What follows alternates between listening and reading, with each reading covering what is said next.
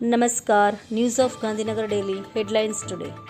સનાતન બોર્ડ બનાવો પણ સરકારને દૂર રાખો, ધર્મ સંસદ પર બોલ્યા શંકરાચાર્ય. J5 થી G5 સર્કલ સુધીનો માર્ગ આજથી 23 એપ્રિલ સુધી 3 મહિના માટે બંધ. ગાંધીનગર. કોલકાતા બળાત્કાર હત્યાના દોષિતને ફાંસી આપવાની માંગ. કેજરીવાલે રેવડીની વહેંચણી શરૂ કરી. મહિલાઓને દર મહિને ₹2100, વૃદ્ધોને ફી સારવાર અને પાણીનું બિલ માફ કરશે એવી 15 ગેરંટી. માઉન્ટ આબુ ફરવા ગયેલા પરિવારના ઘરમાં ચોરી. કલોલના રતનપુર ગામે બારી તોડી 4.80 લાખના સોનાના દાગીના લઈ તસ્કરો ફરાર.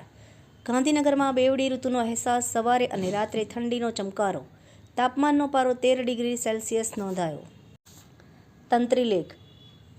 રેલીગર કંપની ખરીદવા અમેરિકાના ગુજરાતી ઉદ્યોગપતિ મેદાનમાં. તમારી વિશે અનાપ શનાપ બખાડો કરનારને ભ્રકૃતિ વિલાસ કરી તેનું કામ તમામ કરી નાખો પ્રભુ. વાંચવા જેવો લેખ, જાણવા જેવું ભરત વૈષ્ણવ.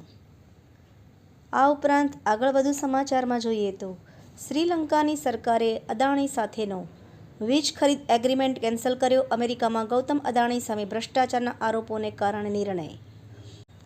બ્રેકડાઉન થયેલી બસ રિપેર કરતા 2 ફોરમેનના મોત. આઈસરે ટક્કર મારતા બંને બસ વચ્ચે કચડાયા. ડીસામાં 76મા પ્રજાસત્તાક દિનની આન બાન અને શાન સાથે ઉજવણી કરાઈ. ઉત્કર્ષ સ્મોલ ફાઇનાન્સ બેંક લિમિટેડે ગુજરાતના રાજકોટમાં માવડી ખાતે નવું બેન્કિંગ આઉટલેટ લોન્ચ કરીને પહોંચ વિસ્તારી. એનોજી સાહિત્ય સરિતા ગ્રુપ. વિષય ચિત્રાઈ જઈશ એના ઉપર સર્જકોની ખૂબ જ સુંદર વિવિધ સ્વરચિત રચનાઓ.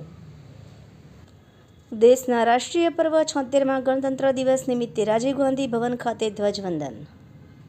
ભવન્સ કોલેજ ડાકોરમાં મોડેલ કરિયર સેન્ટર નડિયાદ દ્વારા taluka level job fair and sales employment guidance અંગે સેમિનાર યોજાયો.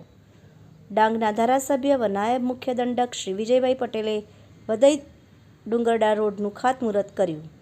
વ્યારા ખાતે તાપી જિલ્લા પોલીસ દ્વારા આયોજિત પોલીસ એક્સપોઝને ખુલ્લો મૂકતા મુખ્યમંત્રી શ્રી ભૂપેન્દ્ર પટેલ. રાજ્યમાં 7700થી વધુ ખેડૂતોએ સોલાર પંપનો ઉપયોગ શરૂ કરીને વીજળીની બચત કરી. આભાર. મીનાક્ષી રાવલ, ગાંધીનગર. ન્યૂઝ ઓફ ગાંધીનગર દૈનિક જનફરિયાદ ન્યૂઝ.